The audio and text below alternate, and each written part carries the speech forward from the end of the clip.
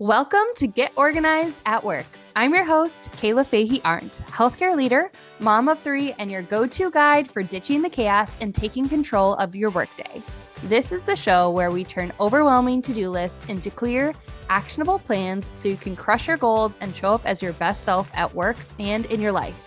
Whether you're here for strategies to stay ahead or systems to simplify your workday, you're in the right place. Let's get organized, have some fun, and make this year your best year in your career yet. Let's dive in. Hello. Welcome back to Get Organized at Work podcast. I'm Kayla. I'm your host. Today, we're going to be continuing our Fix Your series, and we're tackling something I see leaders struggle with all the time, which is projects, or at least what they think are projects. Most of the biggest mistakes leaders make is lumping all of their work together, a strategic initiative, a recurring workflow, a department project, maybe a personal task list, and they throw everything into one like giant bucket or to-do list, and they wonder why they feel overwhelmed. Here's the thing, not all work is the same. We know this, but sometimes it's hard to categorize it and figure out how to organize it. So I'm going to talk about that today. If you're trying to manage different types of work using the same system, you're probably just creating more friction than you realize because you have to sift through it. So let's walk through the 4 Kanban boards I use most often and why each one serves a different purpose. Now, before we dive in, if you're not familiar with Kanban boards, I want to let you know I do have an ebook all about Kanban boards, specifically if you use Microsoft Planner to make your Kanban boards. My ebook goes over how to actually make one, how to set up your cards, how to use tags, all of those nitty-gritty things, how to make it look pretty, how to make it functional. But it also goes in how to use Kanban boards as a communication tool, as a leadership strategy, all of those extra level up things that you wouldn't think about when you're just thinking about using cards and Kanban boards. So if you're interested in that, I will link that in the description or the show notes for you below. Also in that ebook, I talk about the basic structure of a Kanban board. For me, I like to keep it simple. I like to have simple buckets, plan, do, check, act, those types of things, or plan, do, check, done. This is sort of based on lean systems thinking. If you're not caught up on that, that's okay. I will link some of the other Kanban episodes I've done before. I will link all the tutorials that I have done as well. And also, cherry on top, there is a tutorial that's associated with this specific episode where I show you the 4 different Kanban boards. If that piques your interest, if you want to see the boards after you listen to this episode, or just pop over to my YouTube channel. All right, let's get down to the main episode. Board number 1 is a program management board, or you could also call this a board for multiple projects. This is the highest level board that I use. You can think about this as your executive dashboard. So instead of tracking every single task you're working on, you're actually tracking multiple projects at one time. So for example, in my healthcare leadership role, I might have projects related to staffing or quality initiatives, maybe technology implementation, construction projects, regulatory work. Each project has dozens or even hundreds of tasks behind it, but I don't need to see every task at this level. I just need visibility into what I call my program or my portfolio. So questions this board would answer would be, what are we working on as a team? Or what is this program working on? Which projects are active? Which projects are stalled? When is each project happening compared to other projects? And what needs leadership attention? Many leaders don't need better task management for each specific project, but what they lack is visibility into what's going on, especially if your leader were to come to you or 2 leaders above you and say, hey, what's happening in your program or in your department? You could pull out this board and just share it with them at a high level. These are all the big projects we are managing right now that are going to add value. And maybe you can ask for help. Hey, I'd like to prioritize, make sure that I'm in alignment with whatever is at the top of your list. Are these projects still in alignment? Should I move these forward? Are there any that we can deprioritize? So if you're constantly surprised by project deadlines, or you're constantly surprised that multiple projects are overlapping, or maybe some of your team members are letting you know, like, hey, I've got 5 projects and this other person only has 2, this might be a nice board for you. And it also helps you see, oh, are these projects related? Do they help each other? Do they have dependencies? Do I need to complete one project before the other projects can actually move forward? This type of board gives you high level visibility to all of that. And just to let you know, for example, if I was going to have this program management board and start from scratch, the different buckets you could build would be like intake or ideas. That'd be the first bucket, things you're noodling about, but you haven't decided to move forward. The next bucket could be planning and scoping. Like, okay, we're ready to think about how we're going to move this forward. What is the scope? Define the deliverables or the gap analysis. The next bucket would be, okay, these projects are active. We are actually spending our mental and physical energy on these projects. We are doing them. We are tackling the tasks behind them. The next bucket might be pending feedback or stakeholder alignment. So sometimes you have to get approval for things. I love to move cards into this column when I'm waiting on someone else. It doesn't depend on me or anyone on our team. We're waiting. And then the last two buckets would be, okay, now we're in implementation phase and go live phase. Maybe we're cutting over to a new program and then completed. A bonus column for this planner would be maybe reporting or metrics. When I think about public health and learning about how to make a sustainable project, something that I learned was that you not only have to have monitors, but you have to have a way to evaluate the program. Was it successful? What do we need to do to make sure it's sustainable? If you're doing a project on a smaller scale, like a pilot or a small test of change, you want some criteria to say, okay, that worked. This is going as expected or underperforming. Which is it? So you can report to leaders and also justify, okay, we're going to further implement at other areas. So that is the program management board, or you can call it like a board for multiple projects. Board number 2 is a single project board. So this is a board where you're managing just one single initiative or project. This is where the real project management can happen. You can go a little bit deeper and granular into this board instead of just seeing your entire portfolio at a high level overview. You're seeing the details. So maybe you're implementing new software. That could be one project, or you're planning a conference, or you're leading a department redesign. You would need deliverables, milestones, owners, due dates, dependency. And so this board can help you answer, okay, what needs to happen next? Who's owning it? What is blocking progress? There are many different ways to structure a single project board. When I've watched project managers in my workplace do this, they've got different folders or buckets for approval phase, maybe a design phase, maybe a build phase, go live, implementation planning, testing. So that you might have very specific buckets based on whatever the project is. I'm going to give you just an example of a framework that I love to use.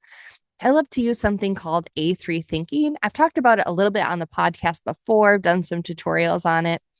A3 thinking is a lean concept from manufacturing, and an A3 is just a size of a piece of paper. It's 11 and a half by 17 inches, something like that. It's a large sheet of paper, and it just means plan on a page. And so A3 thinking has specific sections to help you think through what is the real issue or the problem before you move to solutions.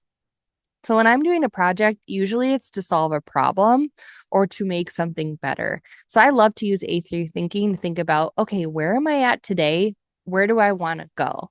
And then the gap in between is what we have to solve for. So if I'm thinking about buckets for my Kanban board, if I'm following A3 thinking, my first bucket might be the project overview. And this would include tasks or cards for defining the background. Why does this project matter?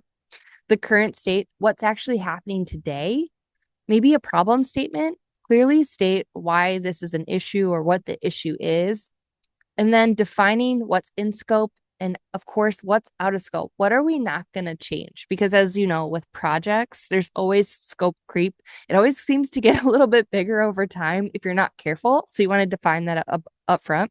You might even do a root cause analysis where you start to look at, okay, here's the current state. What do we think the actual root cause is? You can use the exercise called the 5 whys and just keep asking why until you feel like you've got to the root or the real issue, not the surface level issue.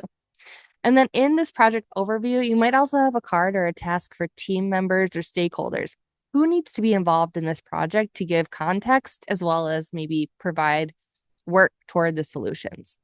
The second bucket I would use if I'm doing A3 thinking for this board would be planning. You're going to plan your target or ideal future state. What does that actually look like? Then once you know the ideal future state, you know your current state, you can start defining countermeasures. And countermeasures are just simply what things would actually close the gap between ideal future state and current state. How do we get there? So I don't know, let me give you an example. Let's say we're instituting a new software and the current software is 2 versions behind. A simple countermeasure would mean, okay, we need to upgrade 2 versions. Then how do we do that? Do we need to do 2 or can we jump to 1, right? What does that countermeasure look like? But the gap is we need to upgrade 2 versions somehow. How can we do that? What is a countermeasure? You might have multiple countermeasures for one project to get you to the ideal future state. The next box or bucket would be doing or in progress. For me, you could actually put your countermeasures in this bucket, and as you're working through these tasks and to-dos, add them into the doing or in progress. A lot of times when you are working on things to create a countermeasure or a task for a countermeasure, you've got to do one thing first and then the next thing. So sometimes some countermeasures or tasks will stay in planning and others will move forward to in progress. The next column or bucket I would use would be implementation. I would include, okay, now we are going live with some of these things. How do we implement? Well, we're going to need references like procedures, documents, maybe forms. Maybe we need training materials. What do those look like? How do we implement successfully? What does that look like? And what do we need to implement successfully? The next bucket would be review/approval. So maybe these are following up on the results, reflections and learnings from the team. How do we standardize or expand this to make it sustainable? What are the next steps? Maybe you actually do need sign off from an executive to put this into use or medical director approval. What would that look like? And then just like my other projects, I have a waiting/dependencies column. This happens all the time throughout projects. It's just good to know what's stalled, what's waiting. Can it live there for a week or is it more urgent than that? And then of course, complete.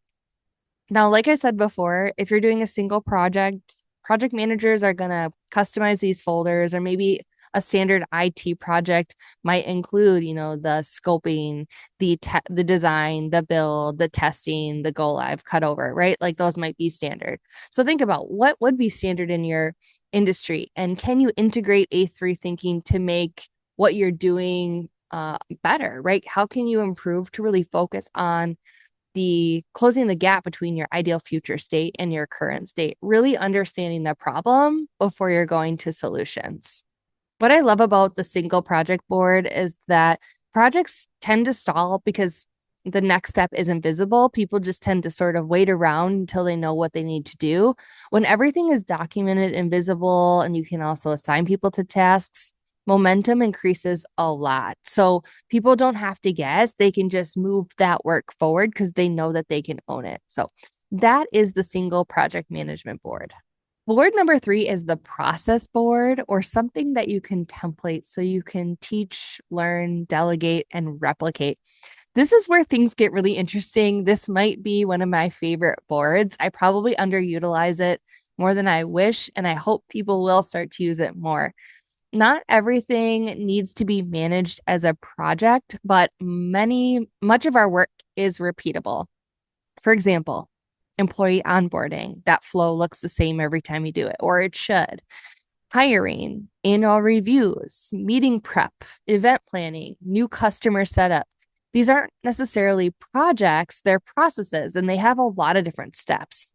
Every time you recreate a process from scratch, you're wasting precious energy. We just did a Fix Your Energy episode. You know that energy is so valuable. So if you document every step, every task already exists, every stage is predefined, you can think of a Kanban board as a reusable workflow template. So instead of rebuilding the process every single time, you're simply just running the system. And what I love about this too is once you define the process in a board, you can duplicate it and just reuse it every time you do that process. And also, you can use it as a training tool. So if you are bringing someone new on the team, or you want to delegate something, or maybe you are leaving or moving into a different role, you can already have these tasks written out with the nitty-gritty steps of this is what I do and this is how I do it.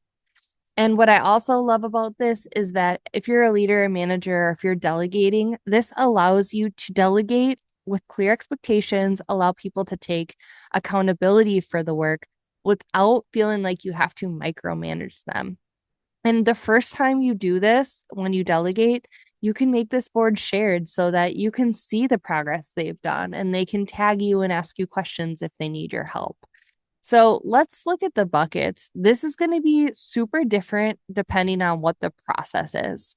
So again, you are templating or building a board based on a workflow that has many steps that might just be easier to capture in cards like this rather than following a recipe or a standard operating procedure. So an example I said earlier would be new employee onboarding, right? We often onboard new employees. If it happens more than once a year, it's great to template it. So let me give you just a generic example. This is not a real one. It's just something I made up. But you could have buckets or in this board, your buckets could be intake, prep, active. Then you could have a bucket for review and complete. So your intake bucket might be confirm their start date, receive new hire details, send the welcome letter. And in each of those cards, you could have links to the welcome letter, your template. You could have instructions for what details you should have received so you can make sure you got everything. Then in the next column, prep, you could have, okay, what are the things I need to do before they arrive for their first day? I need to request security access. Then you could have the link or the document attached that says, this is how you request security access. Maybe you're requesting application access in their login. Maybe you need to create their schedule, or you need to make sure their orientation is scheduled and they know when to arrive. In the active column, you might have, okay, they're here. So we need to introduce them to the team, assign their competencies, review their onboarding checklist on day one so they know exactly what they have to do for their training. And then maybe a review. Maybe, if you're onboarding someone, you're doing regular check-ins. Maybe you're doing a 2-week check-in, a 30-day check-in, and a 60-day check-in. And complete would be final onboarding checklist and sign off. So I know I'm oversimplifying new employee onboarding. There's probably a lot more to do, right? But just to give you an example, these are things where it's like, okay, it's a process, it's detailed, there's many resources associated. When you have a Kanban board, the person doing that work can simply check off each item and task so they know what they've done, especially if there are many moving pieces. So I think this is a great tool for, again, delegating, teaching, training, and just freeing up brain space for yourself, duplicating this board over and over and over, tweaking it, improving it, seeing what does get done, what doesn't get done. It's really easy to do when it's just a card that you can move around. So that is board number 3, process board, building repeatable systems. I hope you will give this one a shot.